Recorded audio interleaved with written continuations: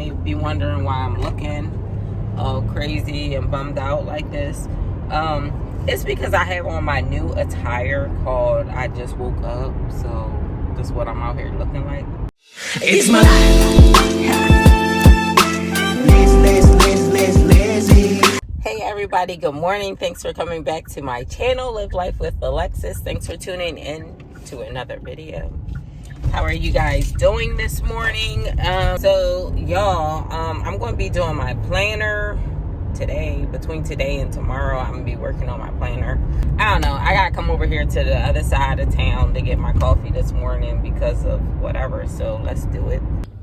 So the first question is from Toya Wimley. Have I ever thought about working in the hospital? The most interest I have of working in the hospital is like maybe the emergency room or something. I always want to do that. I always want to try that out, you know, if I go to get my RN or something. But other than that, I'm not interested in the hospital. We had some clinicals in the hospital. But the clinicals that we had in the hospital just really let me know that I'm not interested in working in the hospital. Becoming Janeisha, she says, where do you work? Is being an LPN hard?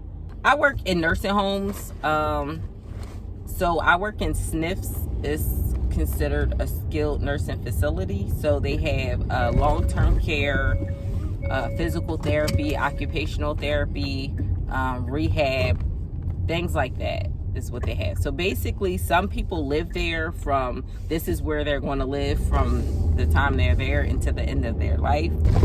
And then the rehab part is people that's there like 90 days or less. So they just came out the hospital. Is being an LPN hard? Yes and no. I feel like any job that you have, once you're used to it, you're into it and stuff, everybody's going to say, no, my job isn't hard. It's routine. But it is hard too, just knowing like you have 20, 30, even up to 40. One time I had 50 patients. So that part is hard. You're constantly on your feet. Time management is hard to figure out. I'm still figuring that out. The responsibility. It's more responsibility than if you're a CNA or if you're a home health aide. You see something that seems out of sort, just tell the nurse, right? But when you're the nurse, you have to do something, right? Marco Jackson. He says, when you pass meds, do you have a number to let you know how many pills to give the residents? So it says it on there. It also says it in the EMR in the person's chart. So just double check, okay? And Garcia, I'll put the name up here. Do you have any tips for when it comes to dietary cards during mealtime? I feel like I have trouble at this. I don't know why. If I'm not mistaken, I think I asked you for clarification of your question. I don't remember you clarifying, so I'm just going to try to go off the whim the best I can. But everybody, their diet is set once they come in. So the person might be on a moist and soft diet. Minced and moist. It might be puree. It could be a regular diet and thin liquids, or regular diet thick liquids. And in the EMR, their picture will be here, okay? And then right here is like a gray bar. You can click on that and then it'll open up and it'll show what their diet is. Are they a DNR? You know, when you first come in, you could just say like, hey, is anybody here on thick liquids? Is anyone crushed or on thick liquids? So sometimes they forget to mention it to you right away. That's one of the first things I'm asking, because you're in a rush to get started. And then you're like, oh, crap. How does this person take their meds? Or the person going to be choking on the water or something? You don't want any of that. Okay, next question. Melanin Mama. She says, are you in PA? Are you in Philly or Jersey? Where y'all think I'm at? y'all put your answers below. The answer is Philly, Philly, where I am from. Even though I was born in Jersey. Okay. Next question. CT Text says, What happened with your grandmother? So let's go through this. I mentioned before that what is going on is typical, okay? It's a always going on thing. It's just dependent on who it goes on with, okay? So as far as with my grandmother, I love my grandmother. My grandmother means the world to me. I want to make sure that she's good. I only want the best for her. I don't want anybody to use her, take advantage of her, try to get over on her. And I voice that to her all the time. But lately, before this situation came to a full head, lately and everything, I voiced that to her and let her know how I was feeling, because she told me how she was feeling as well, that she felt like someone was trying to be slick with her, take advantage of her, get over on her and things like this. And this is someone that's living in her household. So I'm going to say something. I don't care. So yeah, I spoke on it, and that was fine. She wanted me to speak on it, but it seemed like later on, as I said, changes need to happen and things. I'm tired of this being the case, because you complain about somebody is taking advantage of you or doing this and that. It was just weird. But then call me for everything else, and we go doing the errands and cleaning up and having the kids help you with this and that and get your rooms together and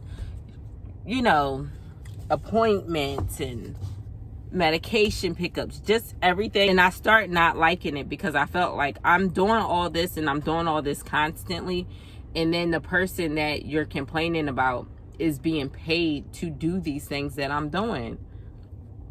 I'm not asking to be paid for it, and I'm not asking that person to give me money for it.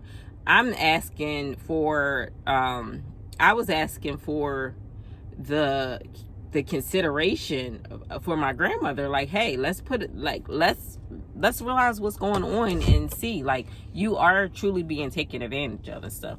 So they wanted to kind of push me out the picture a little bit, to they want to keep getting their money for not doing nothing. Then I go to the stores and all this kind of stuff. So it's fine with my grandmother for now, so it's fine with me. So we let live and live and let live. All right, Raquel Well says, I'm afraid of nursing home work, afraid of work culture and nurse bullying. How has your experience been? I'm so proud of your journey. Almost done with nursing school. Well, congratulations, Raquel Well, for first off going into nursing school, and the fact that you're almost done with it. Congratulations. This whole nurse bullying thing, I heard that a lot in school. Nurses eat their young. I have seen it. I've seen it happen to other nurses, but I'm not standing around for it to happen to me. In a sense where maybe one nurse will tell a newer nurse or something like that, oh, this person didn't get that. Well, this person needs to have this by that time. Well, I'm not doing nothing outside my... they'll make comments and stuff like that, but I mean, in my personal opinion, I feel like work culture, as far as this whole nurse bullying thing, you're a person that allows yourself to be bullied, then you'll be bullied. I really don't know what else to say about it, because it's just, I don't know, honestly, because I don't see why that would really be going on. It's so much work to be done and so much stuff to do and so many patients a piece, that I don't see how you would have the time to really look over somebody else's shoulder and see what they're doing, or constantly whatever. How has my experience been? Go watch it's my anniversary video. I think I talked about my nursing experience, and I have a video too where I talked about my nursing journey. But I'll go over it really quick. It has been up and down. It has been great. It has been exciting, confidence building. It has been ghetto, annoying, and anything else you can think of. That has been my experience. But I have learned a lot. I learned a lot. I feel like I became, little by little, I'm becoming a lot stronger as a nurse, because I'm starting to have more confidence. The more you learn and the more you're able to do on your own, the more confidence you'll start to have over time. So I feel like that's what's been happening with me. But I've been building my skills and things like that. Okay, and Raquel Well also asks, am I going for my RN and what I consider home health nursing? The wages, of course, are higher. I guess maybe depending on where you are, I would have to disagree with that. I would say home health pays good, but SNFs is where you're going to get the max money. Am I going for my RN? You going for yours?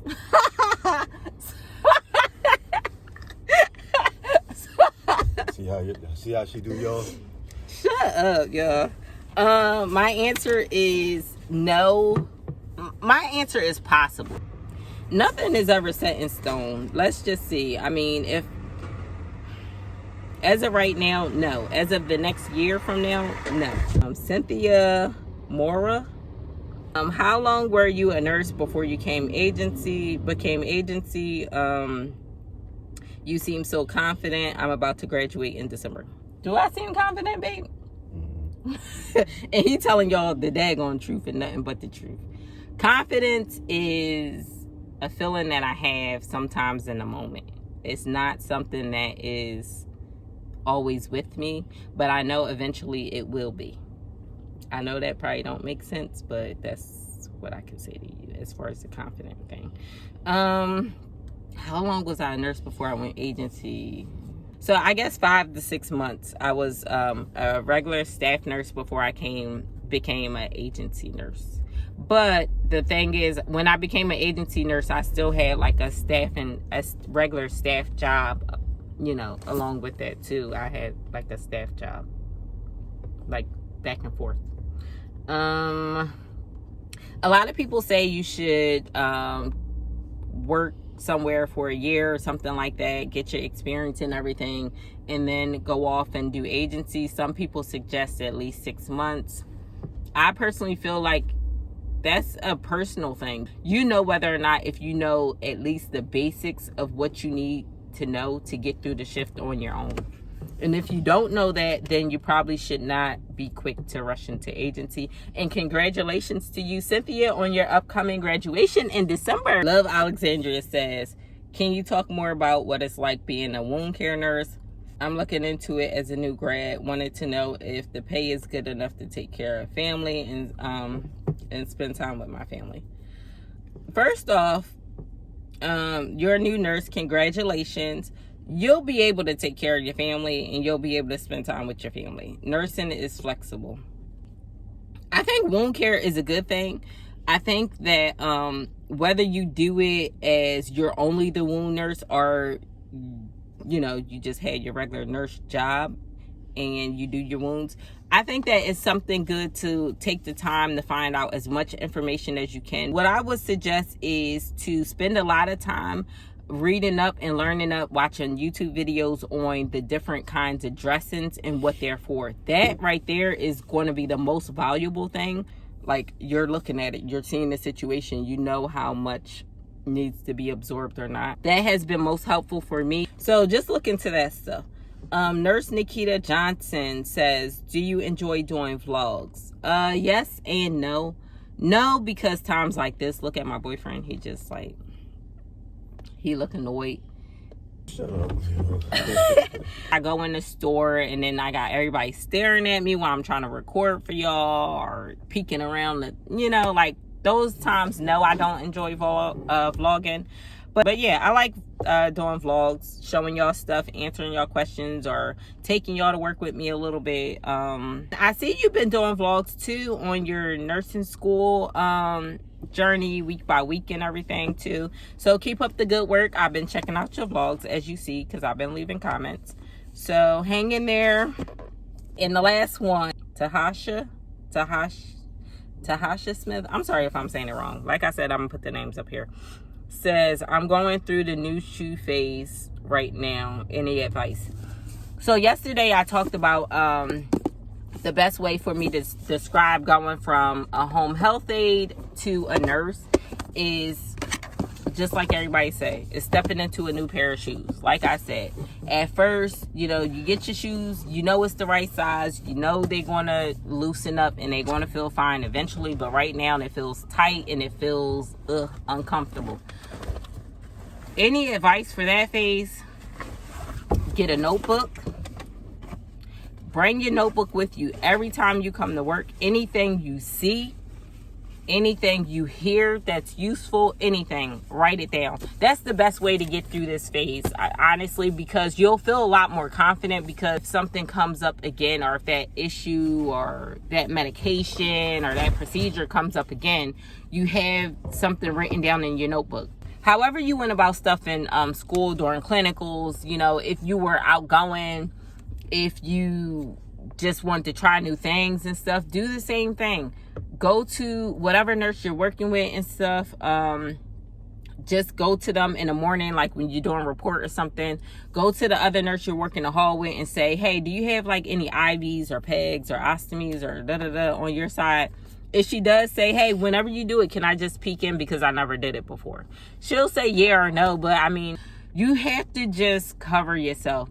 And so I feel like the best thing to do to keep yourself covered is to learn more. I'm not as confident as I will be when I know a lot more, when I'm able to do a lot more. But they say once you're able to teach something back to someone, that's when you know that you've learned it and you can be confident in it. So once I get to that point, then I'll say I'm completely confident in myself. But guess what? I'll tell you what I am 100% confident in, knowing every time I walk into work, whatever is going to happen or whatever is going to be, I'm not the only person in the building, number one. And number two, I know enough to know when to go get help. And as long as you know that, then hey, you're going to be okay.